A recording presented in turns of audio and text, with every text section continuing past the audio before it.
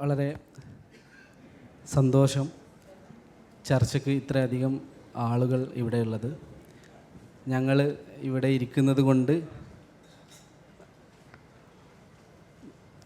ഞങ്ങളിങ്ങനെ ചോദ്യങ്ങൾ ചോദിക്കാനുള്ള ആളുകളല്ല എന്നുള്ളത് ഞാൻ ആദ്യം തന്നെ മനസ്സിലാക്കുന്നു. നമ്മൾ പരസ്പരം ഈ വിഷയത്തെ സംബന്ധിച്ച് ഡിസ്കസ് ചെയ്യുമായിരിക്കും. എൻ്റെ ഒരു അറിവിൻ്റെ ഒരു പരിമിതി, സാറിൻ്റെ ഒരു അറിവിൻ്റെ ഒരു വലുപ്പം, നിങ്ങളുടെ അറിവിൻ്റെ അത്രയും വലുപ്പം, അതൊക്കെ അങ്ങോട്ടും ഇങ്ങോട്ടും സംസാരിച്ച് ഈ സമയം കഴിക്കാമെന്ന് വിചാരിക്കുന്നു. അങ്ങനെയല്ല സാർ? തുടക്കത്തിൽ പറയാൻ വിചാരിക്കുന്നൊരു കാര്യം, രേഖപ്പെടുത്താത്ത ജീവിതങ്ങൾ ഇനിയുമുണ്ട് എന്ന ടൈറ്റിലിൻ്റെ കൂടെ വന്നിട്ടുള്ള മ്യൂസിക്കിനോട് ചെറിയൊരു വിയോജിപ്പ് പ്രകടിപ്പിച്ചുകൊണ്ട് ഞാൻ തുടങ്ങാൻ വിചാരിക്കുകയാണ്. അതിനങ്ങനെ അത് അബദ്ധത്തിൽ വന്നാണോ അറിഞ്ഞുകൊണ്ട് വന്നാണോ, അല്ലെങ്കിൽ രേഖപ്പെടുത്താത്ത ജീവിതങ്ങൾ ഇനിയുമുണ്ട് എന്ന് പറയുമ്പോൾ അതിന് ആ ഒരു സാഡ് മ്യൂസിക്കിൻ്റെ പശ്ചാത്തലം എങ്ങനെ വന്നു എന്ന് എനിക്കറിയില്ല. രേഖപ്പെടുത്താത്ത ജീവിതങ്ങൾ ഇനിയുമുണ്ട് എന്ന ടൈറ്റിൽ ആര് രേഖപ്പെടുത്താത്ത എന്നുള്ള കാര്യം എന്നോട് തന്നെ ചോദിച്ചുകൊണ്ടാണ് എനിക്ക് സംസാരിക്കാൻ കഴിയാം. ഇതാരാണ് രേഖപ്പെടുത്തുന്നത്? ഇതിൻ്റെ അതോറിറ്റി ഉണ്ടോ? പിന്നെ എങ്ങനെയാണ്? ഇപ്പോൾ ഡിജിറ്റൽ എക്യുപ്മെൻറ്റുകൾ കൂടുതൽ വന്നു, എല്ലാവർക്കും ഉപയോഗിക്കാൻ കഴിഞ്ഞു. അതിൻ്റെ ഭാഗമായി ഞാനടക്കമുള്ള ആളുകൾക്ക് സിനിമ എടുക്കാൻ സാധിക്കുന്നു. ഇപ്പോൾ കൂടുതലും ഈ റീജിയണൽ കണ്ടൻറ്റ് സിനിമകളിൽ വന്നു തുടങ്ങി. വില്ലേജ് റോക്ക് സ്റ്റാർ റീമാ ദാസിൻ്റെ ഓസ്കാർ നോമിനേഷൻ കിട്ടിയതോടുകൂടെ അങ്ങനെ ഒരു കോൺഫിഡൻസ് കഥ പറയുന്ന ആളുകൾക്ക് ഉണ്ടായി. നമുക്ക് ആസാമിനെക്കുറിച്ചുള്ള നമ്മുടെ ധാരണ, കേരളക്കാർക്ക് ഫ്ലഡിൽ നിന്ന് ബുദ്ധിമുട്ടി വരുന്ന അഭയാർത്ഥികളോ അല്ലെങ്കിൽ ഏറ്റവും ചെറിയ ജോലികൾ ചെയ്യുന്ന ലേബേഴ്സോ അല്ലെങ്കിൽ ക്രിമിനൽസോ ഒക്കെയാണ്. അപ്പോൾ ആയിരുന്നു റീമാദാസിൻ്റെ വില്ലേജ് റോക്ക് സ്റ്റാർ എന്നുള്ള സിനിമ വേറെ ഒരു ജീവിതം നമുക്ക് കാണിച്ചിരുന്നു. ഞാൻ സുഡാനി ഫ്രം നൈജീരിയയിൽ നിന്ന് പഠിച്ചിട്ടുള്ള ചില കാര്യങ്ങൾ കൂടെ, അതിലേക്ക് വന്ന വിമർശനങ്ങൾ കൂടെ വെച്ചുകൊണ്ടാണ് സംസാരിക്കുന്നത്. അപ്പോൾ ന്യൂസ് ഏജൻസികൾക്കോ ന്യൂസിനോ കടന്നു ചെല്ലാൻ സാധിക്കാത്ത കാര്യങ്ങളാണ് ജീവിതങ്ങളാണ് സിനിമയ്ക്ക് സബ്ജക്റ്റായിട്ടും അല്ലെങ്കിൽ സിനിമയിലൂടെ അങ്ങനെ ഒരു സാധ്യത ഉണ്ടാവുന്നത്. അപ്പം ഒരു രേഖപ്പെടുത്താത്ത ജീവിതങ്ങൾ ആര് രേഖപ്പെടുത്തണം എന്നുള്ളതിൻ്റെ ഒരു കഴിഞ്ഞ ദിവസം എൻ്റെ ഒരു സുഹൃത്തിനോട് ഞാൻ ഈ വിഷയം സംസാരിക്കുകയുണ്ടായി. അപ്പം ഫറൂഖ് കോളേജിലെ പ്രൊഫസറാണ്. അപ്പോൾ അദ്ദേഹം വയനാട്ടിലൊരു സോഷ്യോളജി ഡിപ്പാർട്ട്മെൻറ്റിൻ്റെ ഒരു സബ് സെൻറ്ററിൽ ഒരു പ്രോഗ്രാമിന് പങ്കെടുത്തപ്പം അവിടെയുള്ളൊരു ഒരു ട്രൈബൽ സെൻറ്ററാണ്. അപ്പോൾ ഒരു വിദ്യാർത്ഥിനി ചോദിച്ചത് ആ സോഷ്യോളജി ഇതിലുള്ള ആ മൊഡ്യൂളിലുള്ള ഒരു കാര്യം, ഒരു ട്രൈബിനെ കുറിച്ചുള്ള മൊഡ്യൂളിലുള്ള കാര്യം, ആ വിദ്യാർത്ഥിനി ചോദിച്ചത്, ഇതാരാണ് ഈ മൊഡ്യൂൾ ഉണ്ടാക്കിയത്? നിങ്ങൾക്ക് എങ്ങനെയാണ് ഞങ്ങളെക്കുറിച്ച് ഇങ്ങനെയാണ് എന്ന് നിങ്ങൾ വിചാരിച്ച് നിങ്ങളത് എഴുതി കളഞ്ഞത് എന്തുകൊണ്ടാണ്? ഇങ്ങനെയൊന്നല്ല എന്നുള്ള അർത്ഥത്തിൽ ആ വിദ്യാർത്ഥി സംസാരിക്കുകയും അത് മോഡറേറ്റ് ചെയ്യുന്ന ആൾ തീർച്ചയായും നെക്സ്റ്റ് സിലബസ് ഇതിൽ അത് മാറ്റാൻ ശ്രമിക്കുമെന്ന് പറയുമ്പോൾ വേറൊരാൾ പറഞ്ഞത് അങ്ങനെ അത് മാറ്റാൻ ശ്രമിക്കുമെന്നല്ല, അതിനകത്ത് നിന്നുള്ള ആ കമ്മ്യൂണിറ്റിയിൽ നിന്നുള്ള ഒരാൾ ആ മൊഡ്യൂൾ ഉണ്ടാക്കുന്നതിൽ ഉണ്ടാവുക എന്നുള്ളതാണ് ഇതിനൊരു പരിഹാരം എന്ന് പറയുന്നത്. അപ്പം ഈ ഒരു റെപ്രസെൻറ്റേഷൻ ആർട്ടിലും ഉണ്ടാവുന്നതോടു കൂടിയിട്ടാണ് ഇത്തരം കാര്യങ്ങൾ സാധ്യമാവുന്നതെന്ന് ഉള്ള ചെറിയ സംസാരം ഞാൻ അവസാനിപ്പിക്കുന്നു. നമസ്കാരം. സക്കറിയ പറഞ്ഞു തുടങ്ങിയതിൻ്റെ കണ്ടിന്യൂഷനാണ് രേഖപ്പെടുത്താത്ത ജീവിതങ്ങൾ എന്ന് നമ്മളിപ്പോൾ പറയുന്ന കാര്യം. സ്വാഭാവികമായിട്ടും ചരിത്രം അതിൻ്റെ ഒരു വഴി ഉണ്ടാക്കുന്നുണ്ട്. ഏറ്റവും താഴേക്കിടയിൽ കിടക്കുന്ന മനുഷ്യൻ മുതൽ ആകാശത്ത് നിൽക്കുന്ന ആളുകളെക്കുറിച്ച് വരെ നമ്മൾ കഥ എഴുതുന്നുണ്ട്, സിനിമ എടുക്കുന്നുണ്ട്, ചിത്രം വരച്ചുള്ള പരമ്പരകൾ ഉണ്ടാക്കുന്നുണ്ട്. ഓരോ മനുഷ്യനും ഒരു ജീവിതമുണ്ട് എന്ന് പലപ്പോഴും നമുക്ക് തോന്നാറുള്ള കാര്യമാണ്. കാരണം ഇയാളെക്കുറിച്ച് എന്തുകൊണ്ട് പറഞ്ഞില്ല, ഇയാളെക്കുറിച്ച് നമുക്കറിയാമായിരുന്നല്ലോ, എന്നിട്ടും നമ്മൾ എന്തുകൊണ്ട് പറഞ്ഞില്ലല്ലോ. പുതിയ കാലം ഏറ്റവും ഗംഭീരമായിട്ട് എല്ലാം ഓർമ്മപ്പെടുത്തലുകളുടെ ഒരു കാലത്തിലേക്കാണ് പോയിക്കൊണ്ടിരിക്കുന്നത്. നമുക്കൊരിക്കലും ഇത് മായ്ച്ചു കളയാൻ പറ്റാത്ത തരത്തിലേക്കുള്ള ഓർമ്മകളുടെ ഒരു വലിയ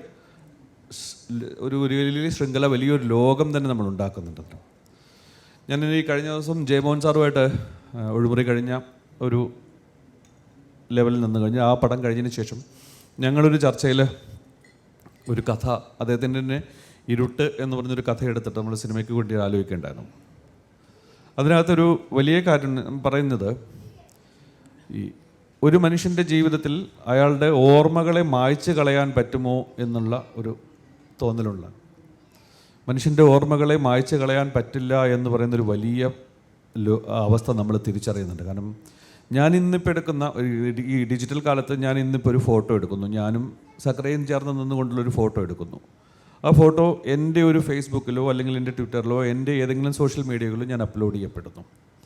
ആ അപ്ലോഡ് ചെയ്യപ്പെടുന്നതിനകത്ത് ഒരു ദിവസം കഴിഞ്ഞിട്ട് ഞാനും സക്രയും കൂടെ തെറ്റുന്നു എന്ന് വിചാരിക്കാം. ഞങ്ങൾ പരസ്പരം തീരുമാനിക്കുന്നു കാണണ്ട, പരിചയപ്പെടണ്ട, ഇനി ഞങ്ങൾ തമ്മിലുള്ള ഞങ്ങളുടെ ഓർമ്മയിൽ പോലും ഞങ്ങൾ ഉണ്ടാവരുത് എന്ന് വിചാരിക്കുന്നു വിചാരിക്കും. പക്ഷേ ഞങ്ങൾ സുഹൃത്തുക്കളായിരുന്ന കാലത്ത് ഞങ്ങൾ അയച്ചു കൊടുത്തിരുന്ന ഞങ്ങളുടെ ഈ ഫോട്ടോസ് ഷെയർ ചെയ്തപ്പെട്ടുള്ളൊരു ലോകമുണ്ടായിട്ടുണ്ട്. അത് മറ്റ് സുഹൃത്തുക്കളിലേക്കാണ് പോയിക്കൊണ്ടിരിക്കുന്നത്.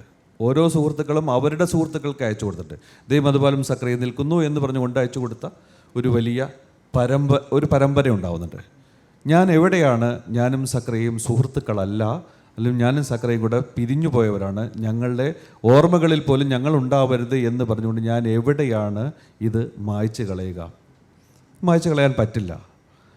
അതൊരു വലിയ അവസരം. കാരണം വെച്ച് കഴിഞ്ഞാൽ ഓരോ സെക്കൻഡിലും ഈ ഇതിൻ്റെ തോത് കൂടും. ഞങ്ങൾ തമ്മിൽ സുഹൃത്തുക്കളാണെന്ന് അറിഞ്ഞുകൊണ്ട് ഇപ്പോൾ പിണങ്ങിയെന്ന് പറഞ്ഞ് തിരിച്ചു പോയതിന് ശേഷം പിണങ്ങിക്കഴിഞ്ഞത് ഞങ്ങൾ പിണങ്ങിയത് തിരിച്ചറിയാത്ത മറ്റ് സുഹൃത്തുക്കൾ അപ്പോഴും അവർ ഷെയർ ചെയ്തുകൊണ്ടേയിരിക്കുന്നുണ്ടാവും. ലോകത്തിൻ്റെ വിവിധ ഭാഗങ്ങളിൽ ഞങ്ങളുടെ സൗഹൃദത്തെ ആഘോഷമായിക്കൊണ്ട് ഷെയർ ചെയ്തു പോകുന്ന ഒരു ലോകം നമ്മൾ കാണുന്നുണ്ടാവും. ഇത് ഒരു കാരണവശാലും നമുക്ക് മായ്ച്ചു കളയാൻ പറ്റില്ല. അപ്പം രേഖപ്പെടുത്താത്ത ജീവിതങ്ങൾ എന്ന് പറയുന്നൊരു വാക്കില്ല എന്നാണ് എനിക്ക് തോന്നിയിട്ടുള്ളത്. കാരണം ഓരോ മനുഷ്യൻ്റെയും ജീവിതം ആരൊക്കെയോ എവിടെയൊക്കെയോ രേഖപ്പെടുത്തുന്നുണ്ട്. ഞാനും നിങ്ങളും ഒക്കെ ഇടപെടുന്ന ഓരോ കാലത്തും ഓരോ അവസ്ഥകളിലും നമ്മുടെയൊക്കെ ജീവിതങ്ങൾ ഞാനോ നിങ്ങളോ അല്ലെങ്കിൽ വേറെ ആരോ ഒരാൾ നമുക്ക് വേണ്ടി അത് രേഖപ്പെടുത്തുന്നുണ്ട്. അപ്പോൾ രേഖപ്പെടുത്താത്ത ജീവിതങ്ങൾ ഇനിയും ബാക്കിയുണ്ട് എന്നല്ല, രേഖപ്പെടുത്താത്ത ജീവിതങ്ങളേ ഇല്ല എന്നുള്ളത്. എല്ലാ മനുഷ്യൻ്റെയും ജീവിതം, എല്ലാ വഴികളുടെയും ജീവിതങ്ങൾ നമുക്ക് പോലും അറിയാതെ ആരൊക്കെയോ രേഖപ്പെടുത്തുന്നുണ്ട് എന്നുള്ളതാണ്. ഞാൻ കഴിഞ്ഞ സിനിമകൾ എടുത്തപ്പോഴും എനിക്ക് തോന്നിയിട്ടില്ല. കാരണം വെച്ച് കഴിഞ്ഞാൽ ആദ്യത്തെ സിനിമ ചെയ്തപ്പോഴും തലപ്പാവ് ചെയ്തപ്പോഴും രണ്ടാമത് ഒഴിമുറി ചെയ്തപ്പോഴും അടുത്ത് കുപ്രസിദ്ധമായും ചെയ്യുമ്പോഴൊക്കെ എനിക്കറിയാവുന്ന അല്ലെങ്കിൽ നമ്മളോട് പറഞ്ഞു തുടങ്ങിയിട്ടുള്ള, നമ്മളോട് പറഞ്ഞ് മാറ്റി നിർത്തപ്പെട്ടിട്ടുള്ള ആളുകളുടെ ജീവിതത്തിൽ തന്നെയാണ് നമ്മൾ അടയാളപ്പെടുത്തുന്നത്. പക്ഷെ അതെങ്ങനെ പറയുന്നു എന്നുള്ളത് മാത്രമാണ് നമുക്ക് പുതിയതായിട്ട് ആലോചിക്കേണ്ടി വരുന്നത്. ഈ ജീവിതങ്ങളെല്ലാം നേരത്തെ പറഞ്ഞിട്ടുള്ളതാണ്. ഓരോ മനുഷ്യൻ്റെ ജീവിതം പ്രണയമായാലും ഒറ്റപ്പെടലുകളായാലും കൊലപാതകമായാലും അല്ലെങ്കിൽ ഏതെങ്കിലും തരത്തിലുള്ള വിചാരണകൾ നേരിടേണ്ടി വരുന്ന മനുഷ്യനായാലും ഒക്കെ വേറെ ആരൊക്കെയോ പറഞ്ഞ കഥകൾ, വേറെ ആരൊക്കെയോ ഇതിനു മുമ്പ് നമ്മളെക്കാൾ മുമ്പേ പറഞ്ഞു പോയ കഥകൾ എടുത്ത് സിനിമയാക്കുകയും എഴുതുകയും ഒക്കെ ചെയ്തിട്ടുണ്ട്. സാഹിത്യത്തിലും ഇതേ അവസ്ഥകളുണ്ട്. സാഹിത്യത്തിൽ നിരന്തരമായിട്ട് കഥകൾ പറയുന്നുണ്ട്. എത്രയോ മനുഷ്യരുടെ ജീവിതങ്ങൾ തന്നെയാണ് എഴുത്തുകാരൻ അവൻ്റെ ഭാവനയ്ക്കനുസരിച്ച് അത് മാറുന്നത്. കാരണം കൽപ്പിത കഥകളുടെ ഒരു ലോകമാണ് നമ്മളിതൊക്കെ. നമ്മൾ ഓരോ സെക്കൻഡിലും നമ്മൾ ഭാവനയുടെ ലോകത്താണ്. ഞാൻ ഈ മുറിയിൽ ഇരുന്നു കൊണ്ട് എനിക്ക് ലോകത്തിൻ്റെ ഏത് മൂലയിലേക്ക് വേണമെങ്കിലും സഞ്ചരിക്കാൻ പാകത്തിലുള്ള ഭാവനാ സമ്പന്നമായ ഒരവസ്ഥ എനിക്ക് ഉണ്ടാക്കാൻ കഴിയും. അപ്പോൾ ഞാൻ അതിനെക്കുറിച്ച് ആലോചിച്ച് തുടങ്ങുമ്പോൾ ഞാൻ ഇവിടെ ഇരുന്നു കൊണ്ട് അമേരിക്കയിൽ പോയതിനെക്കുറിച്ചും അമേരിക്കയിലെ ന്യൂയോർക്കിലൂടെ സഞ്ചരിച്ചതും ഒക്കെ വഴികളെക്കുറിച്ച് ഞാൻ എഴുതുന്നുണ്ടാവും. പക്ഷേ അത് ഞാൻ ഉണ്ടാക്കിയ ഭാവന അവിടുത്തെ ജീവിതം എടുത്ത് എഴുതുമ്പോഴും അവിടുത്തെ മനുഷ്യരെക്കുറിച്ച് പറയുമ്പോഴൊക്കെ അവിടെ അങ്ങനെ ഒരാളുണ്ടായിരുന്നോ ഇല്ലയോ എന്നുള്ളത് അവിടെയുള്ള ഒരാൾക്ക് അറിയുമായിരിക്കാം. പക്ഷേ ഞാൻ ഇവിടെ ഇരുന്നു കൊണ്ട് കൽപ്പിതമായിട്ട് ആലോചിച്ചു വരുന്ന ഒരു കഥ തീർച്ചയായും അവിടെ ഉണ്ട് എന്ന് പറയുന്ന ഒരാളുടെ കഥ തന്നെയായി മാറും. ഇത് തന്നെയാണ് ഞാൻ രേഖപ്പെടുത്തിക്കൊണ്ടിരിക്കുന്നതും. അപ്പോൾ ആ ഒരർത്ഥത്തിൽ ഒരാളുടെ കഥയും എവിടെയും നമ്മൾ മായ്ച്ചു കളയുന്നില്ല. എല്ലാ നിമിഷങ്ങളിലും നമ്മൾ നിരന്തരം നമ്മളെ തന്നെ ആവർത്തിച്ചു കൊണ്ടേയിരിക്കുന്നുണ്ട്. നമ്മൾ കണ്ടത് കേട്ടത് ഒരു വാക്കായിരിക്കും, ചിലപ്പോൾ നിങ്ങൾ പറഞ്ഞ ഒരു വാക്കിൽ നിന്നായിരിക്കും ഞാനൊരു കഥ തുടങ്ങിയിട്ടുണ്ടാവുക. നിങ്ങൾ എന്നോട് ഒരു നോട്ടത്തിലായിരിക്കും ചിലപ്പോൾ എനിക്കൊരു കഥ കിട്ടിയിട്ടുണ്ടാവുക. ഞാനത് പറയുന്നത് അത് ഏതു തരത്തിലുള്ള മനുഷ്യൻ എന്നുള്ളതല്ല. കാരണം ചിലപ്പോൾ ഏറ്റവും താഴേക്കടയിൽ കിടക്കുന്ന ഒരു മനുഷ്യനും ഒരു സ്ട്രീറ്റിൽ കിടക്കുന്ന ഒരു 2 പേരുടെ അടിയും ബഹളങ്ങളായിരിക്കും ചിലപ്പോൾ നമുക്കൊരു കഥയിലേക്ക് മാറുന്നത് എന്ന് പറഞ്ഞിട്ട് അവരുടെ ജീവിതവും നമ്മൾ അടയാളപ്പെടുത്തുന്നുണ്ട്.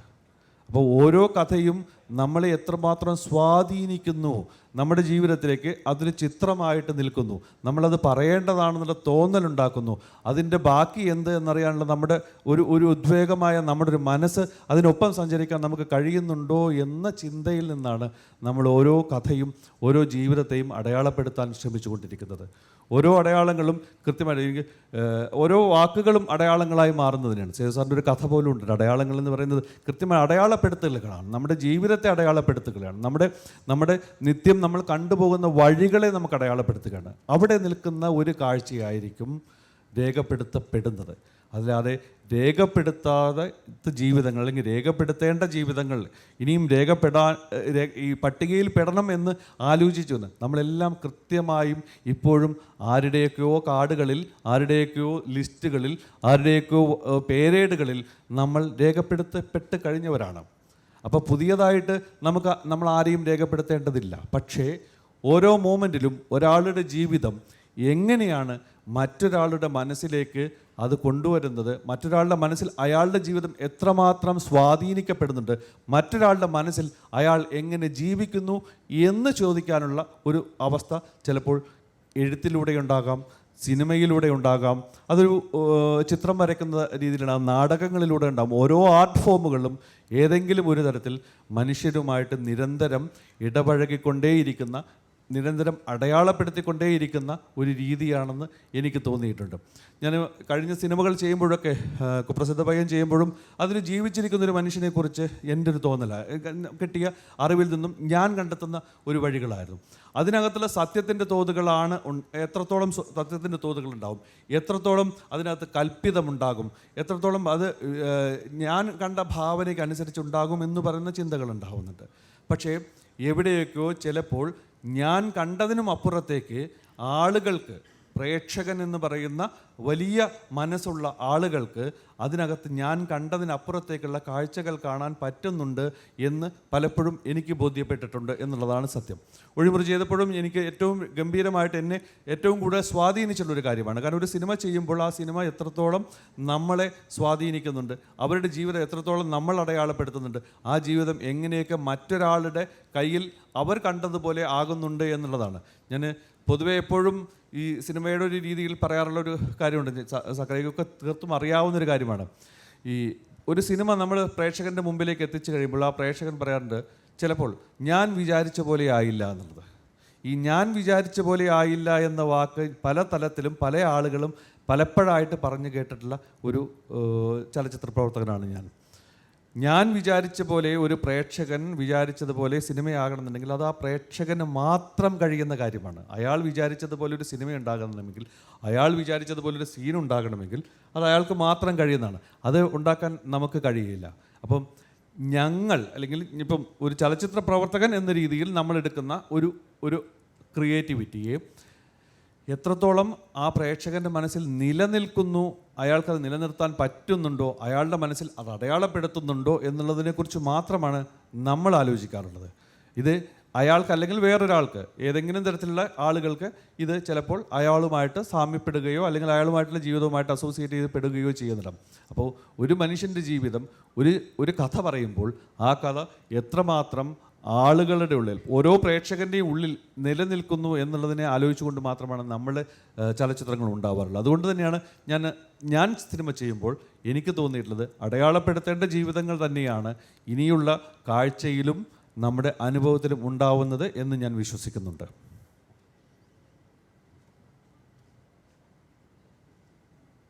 ഇതൊരു കോൺവെർസേഷൻ ആണെന്നുള്ള രീതിയിലാണ് നമ്മൾ ആലോചിച്ചിരുന്നത്. സംഭാഷണങ്ങളിൽ നിന്ന് അത് ഇൻട്രാക്ഷൻ ആകുന്നതിലാണ് ഞങ്ങൾക്ക് സന്തോഷമുള്ളൊരു കാര്യം.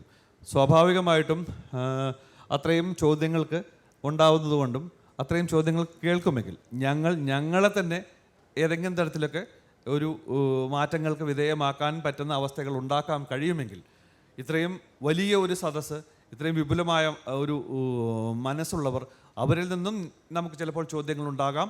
ആ ചോദ്യങ്ങൾ ഒരു പരിധിവരെ ഞങ്ങൾക്ക് പറയാൻ പറ്റുന്നതാണെങ്കിൽ, അല്ലെങ്കിൽ നമുക്ക് ഷെയർ ചെയ്യാൻ പറ്റുന്നതാണെങ്കിൽ അങ്ങനെയൊരു അവസ്ഥയിലേക്ക് പോകുന്നതായിരിക്കും നല്ലത് എന്നുള്ളൊരു തോന്നലുണ്ട്. കാരണം വെറും രണ്ടുപേര് മാറി മാറി നിന്നിട്ട് നമ്മളുടെ ഒപ്പീനിയൻസ് പറഞ്ഞുകൊണ്ട് പോകുന്ന ഒരു രീതിയിലല്ലാതെ ഇത് ഒരു ഇൻട്രാക്റ്റീവ് സെഷനായി മാറുമ്പോൾ ഉണ്ടാകുന്ന ഗുണം രണ്ട് തരത്തിലാണ്. ഒന്ന്, ഞങ്ങൾക്കും അതിൻ്റേതായ ഗുണമുണ്ടാവുന്നുണ്ട്, നിങ്ങൾക്ക് അതിൻ്റെ ഒരു ഷെയറിംഗ് ഉണ്ടാവുന്നുണ്ട് എന്ന് ഞാൻ വിശ്വസിക്കുന്നുണ്ട്. എൻ്റെ ചോദ്യം മധുപാൽ സാറിനോടാണ്. സാറിൻ്റെ ഏറ്റവും പുതിയ ചിത്രമായ ഒരു കുപ്രസിദ്ധ പയ്യൻ എന്ന സിനിമ ഞാൻ കണ്ടിരുന്നു. അതിനുശേഷമാണ് ശരിക്കും അതൊരു റിയൽ ലൈഫ് ഇൻസിഡൻറ്റിനെ കുറിച്ചുള്ളൊരു സിനിമയാണെന്ന് ഞാൻ കേട്ടത്. അതായത് കോഴിക്കോടുള്ള ഒരു സുന്ദരിയമ്മ കൊലക്കേസിനെ കുറിച്ചുള്ളതാണ്. പിന്നീട് ഞാനൊരു ലിറ്ററേച്ചർ ഫെസ്റ്റിവൽ, അതായത് കേരള ലിറ്ററേച്ചർ ഫെസ്റ്റിവലിന് പോയപ്പോൾ അവിടെ doctor Shirley Vasu, forensic surgeon, പുള്ളിക്കാരിയുടേതായിട്ടുള്ള കുറച്ച് കാര്യങ്ങൾ അവിടെ വെച്ച് പറഞ്ഞു. അതായത് ആ കേസ് അന്വേഷിച്ച പോലീസുകാരെ വളരെയധികം സപ്പോർട്ട് ചെയ്ത് ആ ഒരു വിധി തന്നെ തെറ്റായിരുന്നു എന്നൊരു രീതിയിലേക്കാണ് പുള്ളിക്കാരിയുടെ അവിടുത്തെ ഒരു ചർച്ച പോയത്. അപ്പം എൻ്റെ ചോദ്യം ഇതാണ്, ഒരു റിയൽ ലൈഫ് ഇൻസിഡൻറ്റ് എന്നെ ബേസ് ചെയ്തെടുക്കുമ്പോൾ സാറിൻ്റേതായിട്ടുള്ളൊരു വേർഷൻ ചേർക്കുമ്പോൾ ഇത്തരം ആരോപണങ്ങൾ വരികയാണെങ്കിൽ സാർ എങ്ങനെ അതിനെ നേരിടും? ഇനിയുള്ളൊരു സിനിമ, വീണ്ടും ഒരു സിനിമ അതുപോലെ ചെയ്യുകയാണെങ്കിൽ, ഇപ്പോൾ ഷേർലി വാസുവിനെ പോലുള്ള പ്രഗത്ഭരായ ആൾക്കാർ പറയുമ്പോൾ സാർ എങ്ങനെ അതിനെ നേരിടും? ഇതൊരു റിയൽ ഇൻസിഡൻറ്റ് ബേസ്ഡ് ആയിട്ടുള്ള ഒരു കഥ നമ്മൾ ചെയ്യുമ്പോൾ രണ്ട് തരത്തിലുള്ള വഴികളുണ്ട്. ഒന്ന്, ഒരു പർട്ടിക്കുലർ ഏരിയ വരെ കൃത്യമായിട്ട് അതിൻ്റെ വഴികളിലൂടെ പോകും. അതായത് നിയമം എങ്ങനെയാണ് അതിൻ്റെ വഴി സഞ്ചരിച്ചിട്ടുള്ളത്, ആ രീതിയിൽ നമുക്ക് കിട്ടിയിട്ടുള്ള എവിഡൻസുകളുണ്ട്, നമ്മുടെ ജഡ്ജ്മെൻറ്റുകളുടെ ആ ഡോക്യുമെൻസുകളുണ്ട്. അത് വെച്ചുകൊണ്ട് നമ്മളൊരു കഥയിലേക്ക് സഞ്ചരിക്കും. അതൊരു കൊലപാതക കഥയാണെങ്കിൽ, ഇപ്പോൾ ഈ കഥ അങ്ങനെ ആയതുകൊണ്ട് പറഞ്ഞെന്നുള്ളൂ. ഇതിനൊപ്പം തന്നെ ഇതിൻ്റെ ട്രയൽ റൂമുകളിൽ നടന്നിട്ടുള്ള കാര്യങ്ങളുണ്ടാവും. അപ്പോൾ ഓരോ ആളുകൾക്കും ഒരു വേർഷനുണ്ട്. ഓരോ ട്രയലിനും അകത്തും ഈ ചോദ്യം ചെയ്യുന്ന ആളും തന്നെ രണ്ട് തരത്തിലുള്ള, കാരണം പ്രതിയുടെ ഭാഗവും വാദിയുടെ ഭാഗവുമായിട്ടുള്ള രണ്ട് തരത്തിലുള്ള ചോദ്യോത്തരങ്ങൾക്ക് നിലനിന്ന് കൊടുക്കേണ്ടി വരുന്നുണ്ട്. അപ്പോൾ അവർക്ക് അവരുടേതായ വേർഷൻസ് ഉണ്ട്. ഈ വേർഷൻസ് ഒരു പരിധി വരെ നമുക്ക് ആലോചിക്കാൻ പറ്റുന്നതാണോ, അല്ലെങ്കിൽ ഒരു കഥ പറഞ്ഞു പോകുമ്പോൾ ഇതിനകത്ത് ഏത് ശരി എന്ന് പറയുന്നൊരു തോന്നൽ ഒരു ഫിലിം മേക്കർ എന്നുള്ള രീതിയിൽ, അല്ലെങ്കിൽ ഒരു ക്രിയേറ്റീവ് റൈറ്റർ എന്നുള്ള രീതിയിൽ നമുക്ക് തോന്നലുണ്ടാക്കും. നമ്മൾ ഒരു വഴിയേ പോയുള്ളൂ. കാരണം ഇതിനകത്ത് അജയൻ എന്ന കഥാപാത്രത്തെ മോഡൽ ഉണ്ടാക്കിയ ജയേഷിൻ്റെ വഴികളിൽ കോടതി എന്താണ് പറഞ്ഞിരിക്കുന്നത് എന്ന വഴിയിലേക്കാണ് നമ്മൾ പോയത്. അത് വെച്ചുകൊണ്ടാണ് അതിൻ്റെ കൊലപാതകത്തിൻ്റെ കാര്യങ്ങളിലേക്ക് നമ്മൾ നമ്മുടേതായ ഒരു സ്വകാര്യമായ ഇടപെടലുകൾ കൂടി നടത്തിയത്. കാരണം ആ കൊലപാതകത്തിൻ്റെ വഴികൾ വേറെ ഉണ്ടാകാം, അതിൻ്റെ സാധ്യതകൾ ഉണ്ടാവാം എന്ന് പറയുന്നൊരു കാഴ്ച പോലും നമ്മൾ ആ രീതിയിലാണ് കാണുന്നത്. അപ്പം കോടതി പറയുന്നതും കോടതിയുടെ ഒരു വേർഷൻ ഉണ്ടായിരുന്നു. കോടതിയുടെ വേർഷൻ വെച്ചുകൊണ്ടാണ് നമ്മൾ ഈ കഥയെ മുന്നോട്ട് നയിച്ചത്. അപ്പോൾ അത് സ്വാഭാവികമായിട്ടും ചിലപ്പോൾ അതിനും രണ്ട് പക്ഷമുണ്ടാകാം. ഇതിലേറ്റവും രസകരമായ അന്വേഷിച്ച ഉദ്യോഗസ്ഥൻ തന്നെ നമ്മളോട് സ്വകാര്യമായിട്ട് പറഞ്ഞത്, ഞാൻ കൊടുത്ത മൊഴി തന്നെയാണ്, അല്ലെങ്കിൽ എൻ്റെ FIR ആണ് ശരിയായത്. കോടതി പിന്നെ അങ്ങനെ പറയും, അവർ സിനിമയ്ക്ക് വേണ്ടി പലതും മാറ്റിയിട്ടുണ്ട്, നിങ്ങൾ സിനിമയ്ക്ക് വേണ്ടി മാറ്റിയതല്ലേ എന്നോട് ചോദിച്ചിട്ടുണ്ട്. അപ്പോഴും അദ്ദേഹം പറഞ്ഞ ഒരു സാധനത്തിലാണ് ഞാൻ സന്തോഷിക്കുന്നുണ്ട്. കാര്യം എന്തൊക്കെയാണെങ്കിലും നിങ്ങൾ പറഞ്ഞ വഴികൾ ഞങ്ങളുടെ വഴികളല്ലാതെ നിങ്ങൾ പോയതെങ്കിൽ പോലും സിനിമ ഇറ്റ്സെൽഫ് നമ്മളെ മുന്നോട്ട് കൊണ്ടുപോകാൻ പ്രേരിപ്പിക്കുന്നുണ്ട് എന്ന് പറയുന്ന ഒരു സ്നേഹം പങ്കുവെക്കൽ കൂടി ഉണ്ടായിരുന്നു. അപ്പം ഞാനിത് പരിപൂർണമായിട്ട് പറയുന്നു, അതൊരു സിനിമയാണ്. സിനിമയെ ഏതെല്ലാം തരത്തിലേക്ക് നമുക്ക് റിയൽ ഇൻസിഡൻറ്റുകളുമായിട്ട് ബേസ് ചെയ്തുകൊണ്ട് പോകുമ്പോൾ അതിൻ്റെ ക്രിയേറ്റീവ് പാർട്ടിലേക്ക് കുറച്ച് ഇടപെടാൻ അതിൻ്റെ ഫിലിം മേക്കേഴ്സിനും കൂടെ അതിൻ്റെ റൈറ്റേഴ്സിനും ഡയറക്ടർക്കും ഒക്കെ സാധ്യതയുണ്ട് എന്നുകൂടി നമ്മൾ ആലോചിക്കാറുണ്ട്. അല്ലെങ്കിൽ മറ്റത് കൃത്യമായിട്ട് പറഞ്ഞാൽ ഒരു ഡോക്യുമെൻ്ററി മാത്രം, ഒരു ഡോക്യുമെൻറ്റേഷൻ മാത്രമായി മാറുവാണ്. കാരണം നമ്മൾ ഡോക്യുമെൻ്ററി മാത്രമല്ല ചെയ്തത്, നമ്മൾ ക്രിയേറ്റീവ് സിനിമ എന്നുള്ള അർത്ഥത്തിലാണ് ചെയ്തിരിക്കുന്നത്. ഇപ്പോൾ രേഖപ്പെടുത്താത്ത ജീവിതങ്ങൾ പല രീതിയിൽ പറയാം. ഇപ്പോൾ ചില സംവിധായകർ അത് ജനപ്രിയ സിനിമകളിലൂടെ തന്നെ പറയാൻ ശ്രമിക്കും. ചിലർ ഒരു ആർട്ട് ഫിലിം അല്ലെങ്കിൽ ആ കാര്യം ഡയറക്റ്റായിട്ട് വല്ലാതെ ഈ എൻ്റർടൈൻമെൻറ്റ് കാര്യങ്ങളൊന്നും അല്ലാതെ ഡയറക്റ്റായിട്ട് അത് പറയും. അപ്പോൾ അങ്ങനെ ഈ രണ്ട് വിഭാഗം സംവിധായകരും അത് ജനങ്ങളിലേക്ക് എത്തിക്കുന്നതിൽ പരിമിതികൾ നേരിടുന്നില്ലേ? ഇപ്പോൾ ജനപ്രിയ സിനിമകളിലൂടെ എത്തിക്കാൻ ശ്രമിക്കുന്ന ഒരാൾക്ക് ആളെക്കാളും ഇപ്പോൾ പറഞ്ഞ പോലെ സാധാരണ ഡയറക്റ്റായിട്ട് എത്തിക്കാൻ ശ്രമിക്കുന്ന സംവിധായകൻ ഒരുപാട് വെല്ലുവിളികൾ നേരിടുന്നില്ലേ? എന്നെ സംബന്ധിച്ചിടത്തോളം എന്ത് നെറേറ്റീവ് സ്റ്റൈലിൽ സിനിമ പറയുന്നു എന്നുള്ളതല്ല, എന്ത് ആംഗിളിൽ സിനിമ പറയുന്നു എന്നുള്ളതാണ്. അപ്പോൾ ഇപ്പോൾ നമ്മൾ രേഖപ്പെടുത്താത്ത ജീവിതങ്ങൾ എന്ന് പറയുമ്പോൾ അത് ചിലപ്പോൾ ഒരു മനുഷ്യൻ്റെ തന്നെ പോപ്പുലർ അല്ലാത്ത ഒരു ചിന്തയായിരിക്കും രേഖപ്പെടുത്തുന്നത്, അല്ലെങ്കിൽ ഒരു കമ്മ്യൂണിറ്റിയെക്കുറിച്ചായിരിക്കും, അല്ലെങ്കിൽ ഒരു നാടിനെ കുറിച്ചായിരിക്കും, അല്ലെങ്കിൽ അങ്ങനെയുള്ള സംഗതികളാണ്. എത്രത്തോളം ആ ഡയറക്ടർക്ക് അതിൽ ഫിലിം മേക്കർക്ക് അതിൽ നീതി പുലർത്താൻ കഴിയുന്നുണ്ട് എന്നുള്ളതാണ് ഏറ്റവും പ്രധാനം. ഇതിൻ്റെ നരേറ്റീവ് സ്റ്റൈലുമായി ബന്ധപ്പെട്ട് അത് ഡയറക്ടേഴ്സിൻ്റെ സ്റ്റൈലുമായി ബന്ധപ്പെട്ടതാണ്. അത് ഒരു പക്ഷേ വിപണിയുമായും ചിലപ്പോൾ കൂടിക്കെടുക്കുന്നതാണ്. ചില പോപ്പുലർ കൾച്ചറിൽ വരുന്ന പോപ്പുലർ സിനിമകൾ ഒരു പക്ഷേ കുറേ കൂടെ പോപ്പുലർ സ്റ്റൈലിൽ പറയുന്ന സിനിമകൾ ഒരു പക്ഷേ കുറേ കൂടെ ആളുകൾ കാണുന്നു. അല്ലാത്തൊരു സ്റ്റൈലിലൂടെ പറയുന്ന സിനിമകൾ ഒരു ലിമിറ്റഡ് ഓഡിയൻസിനെ മാത്രം ആസ്വദിക്കാൻ പറ്റുന്നു, അല്ലെങ്കിൽ അത്ര അവസരം ഉണ്ടാവുന്നുള്ളൂ. അങ്ങനെയും വേണം നമുക്ക് പറയാൻ. അത്രയും അവസരമേ കേരളം അല്ലെങ്കിൽ ഇന്ത്യ പോലത്തെ ഒരു സ്ഥലത്ത് അത്തരം സിനിമകൾക്ക് ഉണ്ടാവുന്നുള്ളൂ എന്നുള്ളതാണ്. റിയലായിട്ടുള്ള കഥകൾ നമ്മൾ പറഞ്ഞു പോകുമ്പോൾ പലപ്പോഴും സംഭവിക്കുന്നൊരു കാര്യങ്ങൾ ഇതിനകത്തുള്ള റിയാലിറ്റിയുടെ തോത് അളക്കാനുള്ള ശ്രമങ്ങൾ പൊതുവെ ഓഡിയൻസിൻ്റെ ഭാഗത്തുനിന്ന് പലപ്പോഴും ഉണ്ടാവാറുണ്ടെന്നുള്ളതാണ് സത്യം. കാരണം അപ്പം ഒരു കഥ നടന്ന കഥ ഏറ്റവും നന്നായിട്ട് നടന്നതുപോലെ തന്നെ പറയുമ്പോൾ അതിൻ്റെ ജനപ്രിയത എന്ന് പറയുന്നൊരു തോത് ചിലപ്പോൾ കുറഞ്ഞെന്ന് വരാം. അപ്പം അങ്ങനെ വരുമ്പോൾ അതൊരു ഡോക്യുമെൻ്ററി എന്ന് പറയുന്നൊരു കാഴ്ചപ്പാടിലേക്ക് മാറുന്നുണ്ട്. ഒരു ഡോക്യുമെൻറ്റേഷൻ മാത്രമല്ല ഫിലിം മേക്കിംഗ് എന്നുള്ളതുണ്ട്. കാരണം ഈ നമ്മൾ കൺവെൻഷണൽ സിനിമകളുടെ ഒരു സ്വഭാവത്തിൽ നിന്ന് ആർട്ട് സിനിമകളോ അല്ലെങ്കിൽ കമേഴ്ഷ്യൽ സിനിമകളോ എന്നുള്ള വേർതിരിവില്ലാതെ റിയൽ ഫിലിം എന്ന് പറയുന്ന ഏറ്റവും നന്നായിട്ട് ഒരു സിനിമ കാണുന്ന അതേ അർത്ഥത്തിൽ തന്നെ നമ്മൾ കൊണ്ടുപോകുന്നു. ഇപ്പോൾ പൊതുവെ പറയാറുണ്ട്, ഒരു 100 വർഷം ജീവിച്ച ഒരു മനുഷ്യൻ്റെ ജീവിതത്തെക്കുറിച്ച് പറയുമ്പോൾ നമ്മൾ 2.5 മണിക്കൂറിനകത്തേക്ക് ആ 100 വർഷത്തെ ഒതുക്കുന്നുണ്ട്. അപ്പോൾ ഈ 2.5 മണിക്കൂറിനകത്തേക്കുള്ള സിനിമയിലെയാണ് നമ്മൾ ആ രീതിയിൽ സിനിമ കാണുന്നുള്ളൂ. അപ്പം അതിനകത്ത് എന്തൊക്കെ വേണം എന്തൊക്കെ വേണ്ട എന്ന് തീരുമാനിക്കാനുള്ള ഒരു സാമാന്യമായിട്ടുള്ള ഒരു തീരുമാനങ്ങൾ പലപ്പോഴും അതിൻ്റെ ഡയറക്ടർക്കും അതിൻ്റെ റൈറ്റർക്കും ഉണ്ടാവാറുണ്ട് എന്നുള്ളതാണ്. അപ്പോൾ അത് വെച്ചുകൊണ്ടാണ് പലപ്പോഴും സിനിമകളെ നമ്മൾ അടയാളപ്പെടുത്തുകയും ചെയ്യുന്നത്. അപ്പം ഈ റിയൽ ഇൻസിഡൻറ്റ് തന്നെ ആകുമ്പോഴും അതിൻ്റെ അൺറിയലിൻ്റെ സാധ്യതകൾ പലപ്പോഴും ഉപയോഗിക്കപ്പെടാറുമുണ്ട് എന്നുള്ളതാണ് സത്യം. ഒരു കുപ്രസിദ്ധ പയ്യനുമായിട്ട് താരതമ്യപ്പെടുത്താവുന്ന ഒരു സിനിമയായിരുന്നു 2015 മേഘ്ന ഗുൽസാർ സംവിധാനം ചെയ്ത തൽവാർ എന്ന ചിത്രം. അതൊരു യഥാർത്ഥ കൊലക്കേസിൻ്റെ ബേസിലുള്ള സിനിമയായിരുന്നു. ആ സിനിമ പുറത്തിറങ്ങുന്ന സമയത്ത് ആ അച്ഛനും അമ്മയും ആ കൊലക്കേസിൽ പ്രതികളായി ജയിലിൽ കഴിയുകയായിരുന്നു. എന്നാൽ ആ സിനിമയിൽ അവർ കുറ്റവാളികളല്ല എന്നൊരു സെൻസിലാണ് അത് പറഞ്ഞു വരുന്നത്. പിന്നീട് 2017 കോടതി അവരെ വെറുതെ വിടുകയുണ്ടായി. അപ്പോൾ അത് സിനിമ ആ വിധിയെ സ്വാധീനിച്ചിട്ടുണ്ടാകാൻ സാധ്യതയുണ്ടെന്ന് ഞാൻ വിശ്വസിക്കുന്നില്ല.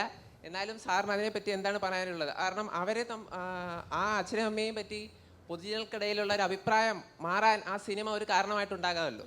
ഇല്ല, നമുക്ക് ചിലപ്പോൾ പറയില്ലേ, ഏതൊരു ക്രിയേറ്റീവ് ആർട്ട് ഫോമും ഒരു പരിധിവരെ മനുഷ്യനെ സ്വാധീനിക്കുന്ന കാര്യങ്ങൾ തന്നെയാണ്. ഞാനെപ്പോഴും ഈ കോടതി വ്യവഹാരത്തിനകത്ത് ഉണ്ടാകുന്ന കാര്യങ്ങൾ, കോടതിയുടെ തീരുമാനങ്ങൾ അതാത് കാലത്തെ അതാത് ജഡ്ജിമാരുടെ അല്ലെങ്കിൽ ആ ജഡ്ജിമാരുടെ മുമ്പിൽ കിട്ടുന്ന ട്രയലുകളുടെ അവസാനം നിർത്തിക്കൊണ്ടുള്ള കൺക്ലൂഷനാണ് പലപ്പോഴും ഉണ്ടാവുന്നത്. ഈ പർട്ടിക്കുലർ കേസ് വരുന്ന ജഡ്ജിൻ്റെ മുമ്പിലേക്ക് എത്തുമ്പോൾ ആ ജഡ്ജിൻ്റെ മനസ്സാണ് 100% ഇതിനകത്ത് സ്വാഭാവികമായിട്ടും സ്വാധീനിക്കുന്നത് എന്ന് എനിക്ക് പലപ്പോഴും തോന്നിയിട്ടുണ്ട്.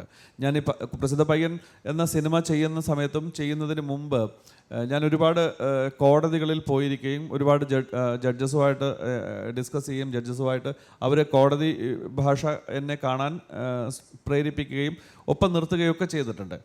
അപ്പോഴൊക്കെ എനിക്ക് തോന്നിയിട്ട്, ഞാൻ അവിടെ നിന്നുകൊണ്ട് കണ്ടപ്പോഴൊക്കെ എനിക്ക് തോന്നിയിട്ടുള്ളത്, സ്വാഭാവികമായിട്ടും ഒരു ജഡ്ജിൻ്റെ മനസ്സ് ആ സമയത്ത് ഇവരുടെ ട്രയലിനകത്ത് നടക്കുന്ന കാര്യങ്ങളും അത് വെച്ചുകൊണ്ടുള്ള അവരുടെ ഒപ്പമുള്ളൊരു യാത്രയുണ്ട്.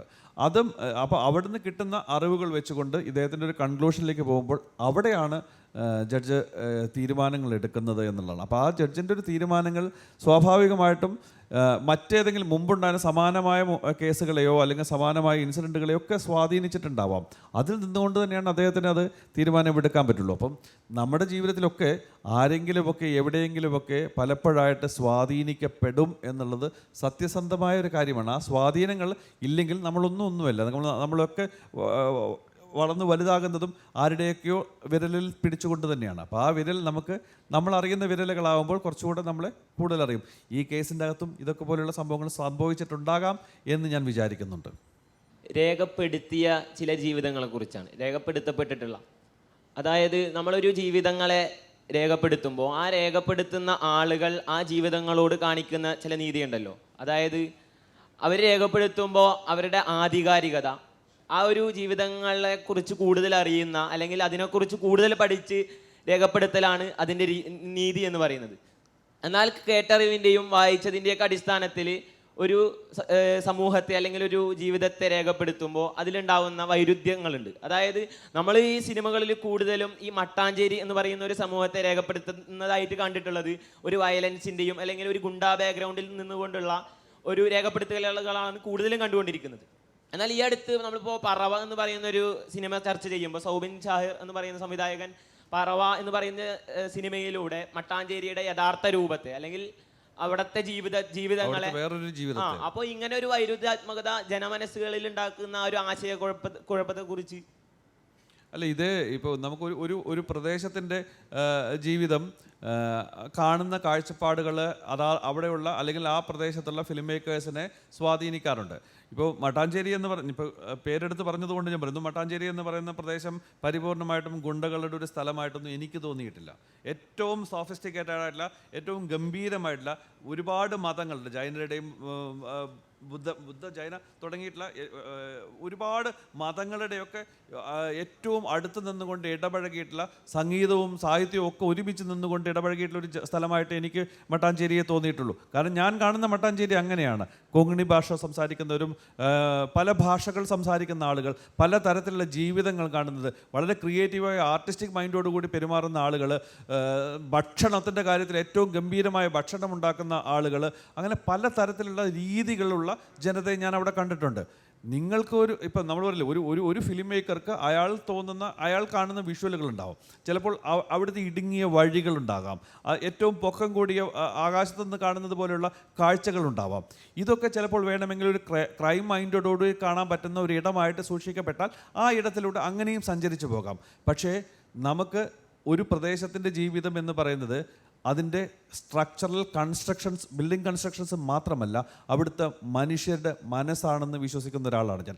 അവിടുത്തെ മനുഷ്യരുടെ മനസ്സിനകത്ത് സത്യമുണ്ട്, ധർമ്മമുണ്ട്, നീതിയുണ്ട് എന്ന് പറയുന്ന തോന്നലുകൾ ഉണ്ടാക്കുന്നത്. അത് അവിടെ നമ്മൾ പറയില്ലേ, ഒരു രണ്ട് പേര് പരസ്പരം കൈ കൊടുക്കുമ്പോൾ കിട്ടുന്ന ഒരു എനർജി ലെവലുണ്ട്. അതൊക്കെ അനുഭവിക്കാൻ പറ്റുന്ന ഒരു തലത്തിൽ നിന്നുകൊണ്ട് വേണമെങ്കിൽ നമുക്ക് അങ്ങനെ കാണാം. അതല്ലാതെ വേറൊരു തരത്തിലും ഈ കാഴ്ചകൾ എപ്പോഴും ഒന്നുപോലെ ആകണമെന്നില്ല. കണ്ണുകൾ കൊണ്ടല്ല കാഴ്ചകൾ കാണുന്നത് എന്ന് പറയുന്ന ഒരാളാണ് ഞാൻ. കാഴ്ചകൾ കാണുന്നത് കണ്ണുകൊണ്ടല്ല.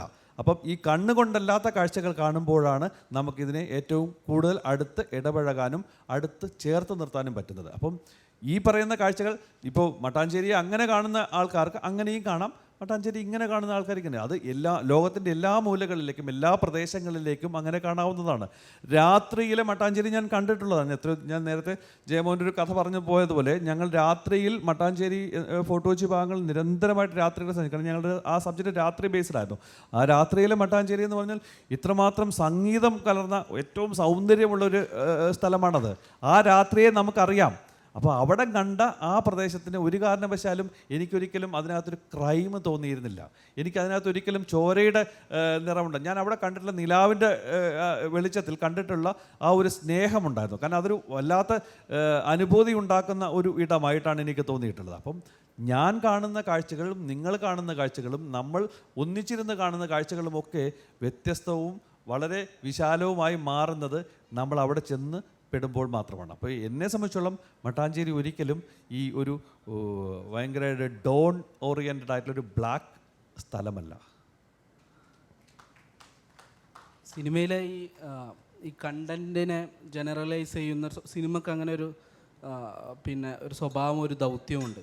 ഇത് ജനറലൈസ് ചെയ്യുന്നുള്ളത്. അപ്പം ഏതൊരു നാടിനെ സംബന്ധിച്ചിടത്തോളം അവിടെ ക്രിമിനൽസ് ഉണ്ടാവും, കലാപകാരികളുണ്ടാവും, ഒക്കെ ഉണ്ടാവും. നമ്മൾ എന്താണോ സിനിമയിൽ വരുന്നത് ജനറലൈസ് ചെയ്തിട്ടാണ് വരുന്നത്. ഇപ്പോൾ സാറ് പറഞ്ഞ പോലെ മട്ടാഞ്ചേരി അങ്ങനെയുള്ള ഒരു സ്ഥലമല്ല. ഏത് സ്ഥലത്തും കാണാൻ പറ്റുന്ന ക്രിമിനൽ മൈൻഡുള്ള ആളുകളെ ന്യൂനപക്ഷം തന്നെയാണ് അവിടെയും കാണാൻ പറ്റുക. പക്ഷേ ഒരു ഫിലിം മേക്കർ, ഒരു എഴുത്തുകാരൻ പോയിക്കൊണ്ട് അതിനെ ഗ്ലോറിഫൈ ചെയ്ത് അല്ലെങ്കിൽ അതിനെ എടുത്തുകൊണ്ട് ജനറലൈസ് ചെയ്യുന്നത് അത് നീതിപരമായിട്ടുള്ള ഒരു കാര്യമല്ല എന്ന് എനിക്ക് വ്യക്തിപരമായിട്ട് ഒരു അഭിപ്രായം. അല്ല, അത് ഞാൻ ഈ മലപ്പുറത്തെക്കുറിച്ച് സംസാരിക്കുമ്പോൾ അത് എപ്പോഴും എനിക്ക് തോന്നിയിട്ടുള്ളൊരു കാര്യവും കൂടെയാണ്. മലപ്പുറത്തെക്കുറിച്ച് സ്വാഭാവികമായിട്ടും എപ്പോഴും സംസാരിക്കുന്നത് ഏതോ ഒരു കൃത്യമായ തീവ്രവാദം എന്ന് പറയുന്ന ലൈനിലേക്ക് പലപ്പോഴും പോകാറുണ്ട്. അങ്ങനെയൊന്നും അല്ല. ഞാൻ കോഴിക്കോട്ടുകാരനാണ്. ഇത് മലപ്പുറത്ത് ഞാൻ ഒരുപാട് കാലം ജീവിച്ചിട്ടുണ്ട്. തിരൂർ പോലെ സ്ഥലത്ത് ജീവിച്ചിട്ടുണ്ട്. ഈ കോസ്റ്റൽ ഏരിയകളിൽ ഞാൻ ഏറ്റവും നന്നായിട്ട് ഇടപഴകിയിട്ടുണ്ട്. അപ്പം ഏറ്റവും ഞാൻ നേരത്തെ പറഞ്ഞ പോലെ ഒരു മനുഷ്യൻ്റെ കൈകളിൽ പിടിക്കുമ്പോൾ കിട്ടുന്ന സ്നേഹം അനുഭവിക്കാൻ പറ്റണമെങ്കിൽ ഇത്തരം ചില ഇടങ്ങളിൽ നമ്മൾ നിൽക്കണം. അപ്പോഴാണ് നമ്മളത് അറിയുന്നത്. കാരണം ഞാൻ ഒരിക്കലും നിലമ്പൂർ പോലെയോ മഞ്ചേരി പോലെയുള്ള കൊണ്ടോട്ടി പോലെയുള്ള സ്ഥലങ്ങളിലൊക്കെ ഞാൻ താമസിച്ചിട്ടുള്ള ഒരാളാണ്. അപ്പോൾ ഇവിടെയൊക്കെ കിട്ടുന്ന സ്നേഹമുണ്ട്. അപ്പം നമുക്ക് ആ സ്നേഹം തിരിച്ചറിയുക എന്നുള്ളതാണ്. ഒരു പ്രദേശത്തെ പെട്ടെന്ന് നമുക്ക് വേണമെങ്കിൽ അതൊരു പ്രത്യേക ആൾക്കാരുടെ സ്ഥലമാണ്, പ്രത്യേക പ്രദേശമാണ്, അതൊരു തീവ്രവാദ കക്ഷികളാണ്, അല്ലെങ്കിൽ അവർ പക്ക ഗുണ്ടകളാണ് എന്നൊക്കെ പറയുന്ന തരത്തിലേക്ക് ഇങ്ങനെ ക്ലാസിഫൈ ചെയ്തുകൊണ്ട് കേരളത്തിലെ ഒരു സ്ഥലത്തേക്കും നമുക്ക് മാറ്റാൻ പറ്റില്ല. കാരണം അങ്ങനെ മാറ്റുന്നത് നിർബന്ധപൂർവ്വം വേറെ ആരൊക്കെയോ ചേർന്ന് ചെയ്യുന്ന പണിയാണെന്ന് ഞാൻ കരുതുള്ളൂ. ഒരിക്കലും മനുഷ്യൻ ചെയ്യുന്നതല്ല എന്ന് വിശ്വസിക്കുന്ന ഒരാളാണ് ഞാൻ. കാരണം മനുഷ്യന് സത്യസന്ധമായിട്ട് മനസ്സറിയാനുള്ള കഴിവുണ്ട്. ആ മനുഷ്യന് ഒരിക്കലും നീ ഗുണ്ടയാണ്, അല്ലെങ്കിൽ നീ കൊലപാതകയാണ്, അല്ലെങ്കിൽ നീ തീവ്രവാദിയാണെന്ന് ഒരിക്കലും പറയില്ല. കാരണം മനുഷ്യന് കാരണം എൻ്റെയും നിങ്ങളുടെയും ശരീരത്തിലുള്ളത് ഒരേ രക്തമാണ്, ഒരേ നിറമാണ്. നമുക്കൊക്കെ അനുഭവിക്കുന്നത്, നമുക്ക് വേദനയുണ്ട്, നമുക്ക് കരച്ചിലുണ്ട്, കണ്ണീരുണ്ട്, നമ്മൾ സങ്കടപ്പെട്ടിട്ട് നമ്മൾ ഓരോ കാര്യങ്ങളും നമ്മൾ കാണുന്നുണ്ട്. അപ്പോൾ ഞാനും നീയും എന്നുള്ളതല്ലാതെ നമ്മൾ എന്ന് പറയുന്ന ഒരു ലോകത്തെക്കുറിച്ച് മാത്രമാണ് നമ്മൾ ചിന്തിക്കുന്നത്. അവിടെയാണ് ഞാൻ ഈ നേരത്തെ പറഞ്ഞതുപോലെ അടയാളപ്പെടുത്തേണ്ട ജീവിതങ്ങൾ അടയാളപ്പെടുത്തിക്കൊണ്ടേയിരിക്കുന്നുണ്ട് എന്ന് പറയുന്നത്. കാരണം ഒരു രാജ്യത്തെയും ഒരു പ്രദേശത്തേക്കും നമ്മൾ തള്ളിക്കളയേണ്ടതല്ല എന്നെനിക്ക് പലപ്പോഴും തോന്നിയിട്ടുള്ളതും ഈ പറയുന്ന ഈ ഒരു പ്രദേശത്തിൻ്റെത് മാത്രമായിട്ട് മാറുമ്പോഴുള്ള അവസ്ഥകളിൽ നിന്നും മാറി നിൽക്കണം. അങ്ങനെ ചിന്തിക്കുക പോലും അരുത് എന്ന് ഞാൻ പറയാറുള്ളൂ. എൻ്റെ ചോദ്യം മധുപാൽ സാറിനോടാണ്. സാർ നേരത്തെ പറഞ്ഞ മറുപടിയായിട്ട് കണക്ട് ചെയ്തിട്ടൊരു ചോദ്യമാണ്. സാർ അജയൻ എന്നുള്ള റോൾ ചെയ്യാൻ വേണ്ടി ടോവിനോനെ ചൂസ് ചെയ്തപ്പോൾ ഒരു പക്ഷേ മാർക്കറ്റ് എന്നുള്ളത് മാത്രമായിരിക്കും കണക്കിലെടുത്തിട്ടുണ്ടാവുക. പക്ഷേ നമ്മളങ്ങനെ അരികു ജീവിതങ്ങളിലെ അടയാളപ്പെടുത്തേണ്ട പാർശ്വവൽക്കരിക്കപ്പെട്ട ദളിതൻ്റെ ജീവിതങ്ങൾ ആവിഷ്കരിക്കുമ്പോൾ, അല്ലെങ്കിൽ തമിഴ് പശ്ചാത്തലമുള്ള ഒരാളുടെ ജീവിതം ആവിഷ്കരിക്കുമ്പോൾ ടോവിനോനെ പോലെ ഒരു ജിമ്മനായ അല്ലെങ്കിൽ ചോക്ലേറ്റ് ലുക്കുള്ള ഒരു നായകനെ വെക്കുമ്പോൾ ഇപ്പോൾ നമ്മൾ ഈ അരികു ജീവിതങ്ങളോട് മീൻസ് അവരോട് നീതി പുലർത്താൻ പറ്റുമോ അപ്പോൾ കംപ്ലീറ്റ് ആയിട്ടും? ഞാൻ ഈ ചോദ്യം ഒരു കാരണവശാലും ആക്സെപ്റ്റ് ചെയ്യുന്നൊരു ചോദ്യമല്ല. കാരണം നമ്മൾ ആലോചിക്കേണ്ട പരമപ്രധാനമായ കാര്യമാണ് കറുപ്പ് വെളുപ്പ് എന്ന് പറയുന്ന നിറങ്ങളെ അടയാളപ്പെടുത്തിക്കൊണ്ടുള്ളൊരു ലെവലിലേക്കാണ് ഇത്തരം ചോദ്യങ്ങൾ കൊണ്ടുപോകുന്നത്. ഇങ്ങനെയല്ല മനുഷ്യനുള്ളത്. കറുപ്പ് വെളുപ്പ് എന്നൊക്കെ പറയുന്ന നിറങ്ങൾ അവൻ ജീവിച്ചു വരുന്ന കാരണം ഞാൻ ഇപ്പോഴും വളരെ കൃത്യമായിട്ട് എപ്പോഴും ചോദിക്കുന്ന ഈ പറയുന്ന അവസ്ഥ ചോദിക്കുന്ന ആളാണ്. നമ്മളെ അമ്മത്തൊട്ടിൽ കുട്ടികളെ കൊണ്ടുവന്ന് കളയുന്ന ആൾക്കാരുണ്ട്. അവിടെ കറുത്ത കുട്ടികളും വെളുത്ത കുട്ടികളും വരാറുണ്ട്. ആ കുട്ടികളും അനാഥരാണ്. അപ്പോൾ ഇതിനകത്തു നിന്ന് പിന്നീട് വളർന്ന് വലുതായി ചിലപ്പോൾ ചാടിപ്പോയിട്ട് ഈ കുട്ടികൾ ഏതെങ്കിലും തരത്തിൽ ചില ഓർഫനേജുകളിലോ അല്ലെങ്കിൽ എവിടെയെങ്കിലും ചെന്ന് പെട്ടിട്ട് അവർ നെഗറ്റീവായി മാറുന്ന ഒരു സിറ്റുവേഷൻ, ഒരു ക്രിമിനൽ മൈൻഡിലേക്ക് മാറുന്ന അവസ്ഥകളിൽ അവരിൽ വെളുത്തവരുണ്ടാവാം, കറുത്തവരുണ്ടാവാം. നിറം ഒന്നിൻ്റെയും അടയാളമല്ല. നിറം മനസ്സിൻ്റെ ബാക്കിയല്ല. നിറം ശരിക്കും നമ്മളെ ഓരോ സെക്കൻഡിലും നമ്മൾ നിറത്തെക്കുറിച്ച് ചിന്തിച്ചു തുടങ്ങുമ്പോഴാണ് ഈ പറഞ്ഞ പ്രശ്നങ്ങൾ ഉണ്ടാകുന്നത്. അരികെ ജീവിതത്തിൽ നിറം ഒരു പ്രധാന വസ്തുവല്ല എന്ന് പറയാൻ ഞാൻ എടുക്കുന്നു. അതുകൊണ്ട് തന്നെയാണ് എന്നെ സംബന്ധിച്ചോളം ടൊവിനോ എന്തുകൊണ്ട് കാസ്റ്റ് ചെയ്യപ്പെട്ടു എന്നുള്ളത്, ടൊവിനോ എന്ന് പറയുന്ന ആക്ടറെ എനിക്ക് ആവശ്യമാണ്. അയാളെ എനിക്ക് കാരണം വെച്ച് കഴിഞ്ഞാൽ ഞാൻ ഇതിനകത്ത് ഒറ്റ കാര്യമുണ്ടല്ലോ, ഒരു ഡ്യുവൽ സ്വഭാവം തോന്നിപ്പിക്കാൻ പറ്റുന്ന ഒരു നടനെ ഞാൻ കാസ്റ്റ് ചെയ്യുന്നു എന്നുള്ളതാണ്. അയാൾ ചിലപ്പോൾ അയാൾ ക്രിമിനൽ ആകാം, അല്ലെങ്കിൽ അയാൾ നല്ലവനാകാം. രണ്ടും അയാളിൽ പറ്റുമെന്ന് പറയുന്ന തോന്നൽ കൊണ്ടാണ് ഞാൻ അയാളെ പോലൊരു ആക്ടറെ ചൂസ് ചെയ്യുന്നത്. അതുകൊണ്ട് അയാളുടെ നിറം വെളുത്തതായതുകൊണ്ടും അയാൾ ജിമ്മാണെന്ന് പറയുന്നത് കൊണ്ടും അല്ലെങ്കിൽ അത്തരം ഒരു അവസ്ഥയുണ്ടെന്ന് പറയുന്നതുകൊണ്ടൊന്നും അയാളെ ഞാൻ മാറ്റി നിർത്തുന്നില്ല. കാരണം നിങ്ങൾ ഇനിയും ദയവ് ചെയ്ത് അന്വേഷിക്കുക, കേരളത്തിലെ റെസ്റ്റോറൻറ്റുകളിൽ നല്ല ജിമ്മുള്ള റെസ്റ്റോറൻറ്റ് ബാക്ക് സൈഡിൽ ഒരിക്കൽ പോലും പുറത്തേക്ക് കാണാത്ത വളരെ കൃത്യമായിട്ട് ജിമ്മിൽ പോവുകയും ആരോഗ്യത്തെക്കുറിച്ച് സംരക്ഷിക്കുകയും ഒക്കെ ചെയ്യുന്ന ഒരുപാട് ചെറുപ്പക്കാരുണ്ട്. നിങ്ങളവരെ കാണുന്നില്ല എന്ന് പറഞ്ഞിട്ട് അവരൊരിക്കലും നിങ്ങളുടെ അരികുവൽക്കരിക്കപ്പെട്ടതിനകത്ത് പെട്ടതല്ല എന്ന് നിങ്ങൾ പറയരുത്. കാരണം അവരും ഈ ജീവിതത്തിൽ ഈ ഭൂമിയിൽ ജീവിക്കാൻ അവകാശപ്പെട്ടവരാണ്. അവരവരുടെ ആരോഗ്യത്തെക്കുറിച്ച് കൺസേൺഡ് ആണ്. അവരുടെ ആരോഗ്യം അവർ കൃത്യമായിട്ട് അടയാളപ്പെടുത്തുന്നുണ്ട് അവരുടെ ശരീരത്ത്. കാരണം അവർ ചിലപ്പോൾ നന്നായിട്ട് ഭക്ഷണം കഴിക്കുന്നുണ്ട്, നന്നായിട്ട് ജിമ്മിൽ പോകുന്നുണ്ട്, നന്നായിട്ട് എക്സസൈസ് ചെയ്യുന്നുണ്ട്. കാരണം അവർക്കും വേണ്ടി വലിയ ഭാരങ്ങളൊക്കെ എടുത്ത് ചുമന്നുകൊണ്ട് വരുന്ന ആരോഗ്യം അവർക്ക് ആവശ്യമാണെങ്കിൽ അവർക്ക് ആ ശരീരം ഉണ്ടായേ പറ്റൂ.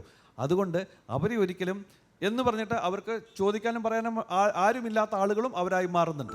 കാരണം അതുകൊണ്ട് കൂടിയാണ് അവർ പലപ്പോഴും അത്തരം ആളുകളെ ഈ ഏതെങ്കിലും തരത്തിലുള്ള ജുഡീഷ്യറിയോ അല്ലെങ്കിൽ പോലീസോ ഒക്കെ ഹുക്ക് ചെയ്യപ്പെടുന്നതും അത്തരം ഇതുകൊണ്ടാണ്. കാരണം ഇങ്ങനെ ചെയ്യപ്പെടുന്നു എന്നുള്ളത് കൊണ്ടാണ്. അത് ഒരിക്കലും അവരുടെ കുറ്റമല്ല എന്നേ ഞാൻ പറയുള്ളൂ. സുജാത എന്ന പടത്തിൽ മഞ്ജു വാര്യർ കറുപ്പിക്കുന്നുണ്ട്, ഒരു ചേരിപ്പുറത്തുള്ളതാണ്. അപ്പം നിറത്തിന് പ്രത്യേകത എല്ലാന്ന് പറഞ്ഞതുകൊണ്ട് പറയാണ്. കറുപ്പ് കളറാക്കുന്നുണ്ട് മഞ്ജു വാര്യർ. ചേരിപ്പുറത്തുള്ള ഒരു സുജാത അങ്ങനെ പണിയെടുത്ത് കൂലിപ്പണിയൊക്കെ എടുത്ത് പഠിപ്പിക്കും. അപ്പോൾ അതെന്തിനാണ് അങ്ങനെ ഒരു നിറത്തിന് ഇത് പ്രാധാന്യം കൽപ്പിക്കുന്നില്ല, വെളുപ്പ് കറുപ്പ് എന്ന് പറയുന്നില്ല എന്ന് പറഞ്ഞതുകൊണ്ട് ചോദിച്ചു. ഞാൻ പറഞ്ഞല്ലോ, ഞാൻ എൻ്റെ കാഴ്ചയാണ് പറയുന്നത്, ഞാൻ മറ്റുള്ളവരുടെ കാഴ്ചയല്ല ഞാൻ പറയുന്നത്. എനിക്ക് എൻ്റെ കാഴ്ചയെ പറയാൻ പറ്റുള്ളൂ. എൻ്റെ കാഴ്ച ഞാൻ ആദ്യമേ പറഞ്ഞൊരു വാചകമായിരുന്നു, കാഴ്ചകൾ കാണുന്നത് കണ്ണുകൊണ്ടല്ല എന്ന് പറഞ്ഞുകൊണ്ടാണ് ഞാൻ തുടങ്ങുന്നത്. എൻ്റെ മനസ്സിൽ എനിക്ക് ഒരാളുടെ രൂപം വന്ന് വീഴുന്നത് അവരുടെ നിറത്തെ അടയാളപ്പെടുത്തിക്കൊണ്ടല്ല എന്നേ ഞാൻ പറഞ്ഞുള്ളൂ. ചിലപ്പോൾ ഓരോ ആളുകളും ഓരോ ആളുകളെയും കാണുന്ന കാഴ്ചകളുണ്ടാവും. ആ കാണുന്ന കാഴ്ചകളിൽ അവർക്ക് ചിലപ്പോൾ ഇതേ ഒരു വെളുത്ത ദേഹത്തെ നമ്മൾ കറുത്തതായിട്ട് വേണം പ്രഖ്യാപിക്കാൻ എന്നുള്ള തോന്നൽ അവർക്കുണ്ടായെന്ന് വരാം. എന്ന് പറഞ്ഞുകൊണ്ട് ഞാൻ അവരെ തിരസ്കരിക്കുകയോ അവരെ എതിർക്കുകയോ ഒന്നുമല്ല ചെയ്യുന്നത്.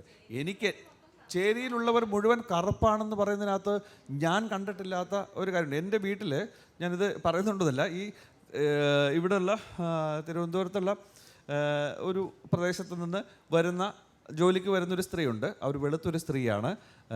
അപ്പോൾ എന്ന് പറഞ്ഞിട്ട് അവർ ചേരിയിലാണ് താമസിക്കുന്നത്, സ്ട്രീറ്റിലുള്ള സ്ത്രീയാണ്, അതുകൊണ്ട് അവർക്ക് കറുത്ത നിറമേ പാടുള്ളൂ എന്ന് പറയുന്നത് ഞാൻ അങ്ങനെ അതാ പറഞ്ഞത്. ഞാൻ പറഞ്ഞില്ല, ഓരോ ആളുകൾക്കും ഓരോ തോന്നലുകൾ ഉണ്ടാവുന്നുണ്ട്. ആ തോന്നലുകൾ വെച്ചുകൊണ്ട് നമ്മൾ ജനറലൈസ് ചെയ്യരുത് എന്ന് മാത്രമേ ഞാൻ പറഞ്ഞുള്ളൂ. അതായത് ഇത് എൻ്റെ തോന്നലുകളാണ്. അതിനോട് ആഡ് ചെയ്തിട്ട് പറയാനുള്ള 2 ക്വസ്റ്റ്യനും അതിൻ്റെ ഉദ്ദേശശുദ്ധി മനസ്സിലായിട്ടുണ്ട്. പക്ഷേ എന്നെ സംബന്ധിച്ചിടത്തോളം ഞാനിപ്പോൾ ആലോചിക്കുന്നത് മറ്റൊരു ആംഗിളിലാണ്.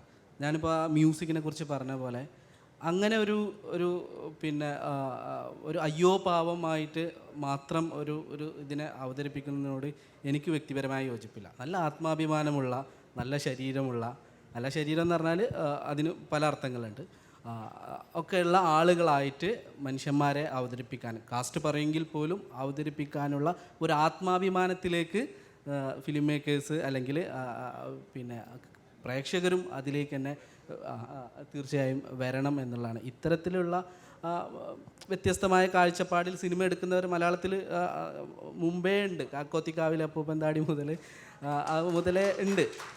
നമുക്ക് അതിനെക്കുറിച്ച് കമൻറ്റ് ചെയ്യാൻ കഴിയില്ല. അദ്ദേഹം വരണം, അദ്ദേഹം എന്തുകൊണ്ടാണ് അത് അങ്ങനെ ചെയ്യുന്നത്? അത് നമ്മളുടെ കാഴ്ചയല്ല. കാരണം വെച്ച് കഴിഞ്ഞാൽ ഇപ്പം കാക്കോത്തിക്കാവിലെ പുതുനാടുകളും ഒക്കെ ഈ പറയുന്ന പോലെ സ്ട്രീറ്റിനകത്തുള്ളതും ചേരി പ്രദേശത്തൊക്കെ ഉള്ള റോഡ് സൈഡിലുള്ള ആൾക്കാരെ കുറിച്ചൊക്കെ തന്നെയാണ് പറയുന്നത്. അതുകൊണ്ട് വെളുത്ത ശരീരത്തെ കറുത്ത ശരീരമാക്കി കാണിക്കുന്നു എന്ന് പറയുന്നത്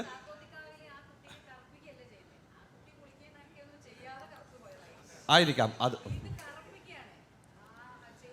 അതെ, അങ്ങനെ ആകാൻ പാടില്ല എന്ന് ഞാൻ പറഞ്ഞിട്ടില്ല. അത് അവരുടെ ഇഷ്ടങ്ങളാണ്. ഒരു ഫിലിം മേക്കർക്ക് അവരുടേതായ ഇഷ്ടങ്ങളുണ്ട്. ആ ഇഷ്ടങ്ങൾ ചെയ്യാൻ പാടില്ല, അത് ഞാൻ ചെയ്യുന്നതാണ് ശരി എന്ന് ഞാൻ ഒരിക്കലും പറയില്ല. അവർക്ക് അവരുടേതായ തീരുമാനങ്ങളുണ്ടല്ലോ. സാർ, എൻ്റെ ക്വസ്റ്റ്യൻ രണ്ടുപേരോടും കൂടിയിട്ടാണ്. സാർ, നല്ലൊരു ജീവിതാനുഭവമാണോ, നല്ലൊരു പുസ്തക വായനയിൽ നിന്നാണോ നല്ലൊരു തിരക്കഥ ഉണ്ടാവുന്നത്? അതായത് ഒരു ഗ്രാമത്തിനെ പറ്റിയൊരു സിനിമ ചെയ്യുമ്പോൾ ഗ്രാമത്തിന് ജീവിക്കുന്ന ഒരാൾക്കാണോ നല്ലൊരു തിരക്കഥ എഴുതാൻ പറ്റുക? ഗ്രാമത്തിനെ പറ്റി വായിച്ചറിഞ്ഞ ഒരാൾക്കാണോ നല്ലൊരു തിരക്കഥ ഉണ്ടാക്കാൻ പറ്റുമോ? ഒരു നല്ല ജീവിതം ജീവിക്കാൻ പുസ്തകം വായിക്കുന്നതും സിനിമ കാണുന്നതിനേക്കാളൊക്കെ ഉപരി ആ പ്രദേശത്ത് നിൽക്കുന്ന സ്ഥലത്ത് ഏറ്റവും നന്നായിട്ട് ജീവിക്കുക എന്നുള്ളതാണ് ചെയ്യേണ്ടത്. കാരണം നമ്മൾ വായിച്ചാൽ കിട്ടുന്നതോ സിനിമ കണ്ടാൽ കിട്ടുന്നതിനേക്കാൾ 100 ഇരട്ടി അനുഭവം ഒരു പ്രദേശത്ത് ജീവിച്ചാൽ കിട്ടുമെന്ന് എനിക്ക് തോന്നിയിട്ടുണ്ട്. അതിനകത്തുനിന്ന് നമുക്ക് വേണമെങ്കിൽ അവിടെയും ഞാൻ പറയുന്നു, ഭാവന എന്ന് പറയുന്നത് ഒരു കൽപ്പിതമായ കഥയുണ്ട്. കാരണം നമ്മൾ ആ നിൽക്കുന്ന സ്ഥലത്ത് നിന്നുകൊണ്ട് നമ്മൾ ഏറ്റവും ക്രിയേറ്റീവായിട്ടുള്ള മനസ്സോടുകൂടി കാണുമ്പോൾ അതിന് നമ്മൾ ആ സ്ഥലത്തെ മാത്രമല്ല, ആ ഒരു ഗ്രാമത്തെ മാത്രമല്ല, നമ്മൾ കണ്ടതും കേട്ടതും അനുഭവിച്ചതും കാണാൻ സാധ്യതകളും സ്വപ്നം കണ്ടതുമായ 100,000 പ്രദേശങ്ങളെ കൂടി നമുക്കിതിനകത്തേക്ക് ഒരു കഥയിലേക്കോ ഒരു തിരക്കഥയിലേക്കോ കൊണ്ടുവരാൻ പറ്റും. അത് വേറെയാണ്, അത് വേറെ തരത്തിലുള്ള ക്രിയേഷനാണ്. അപ്പോൾ ജീവിതാനുഭവം എന്ന് പറയുന്നത് നമ്മൾ എങ്ങനെ ജീവിക്കുന്നു, ആളുകളുമായിട്ട് എങ്ങനെ ഇടപഴകുന്നു, നമ്മൾ വായിക്കുന്ന പുസ്തകങ്ങളും കാണുന്ന സിനിമകളുമൊക്കെ നമുക്ക് ആഡഡാണ്.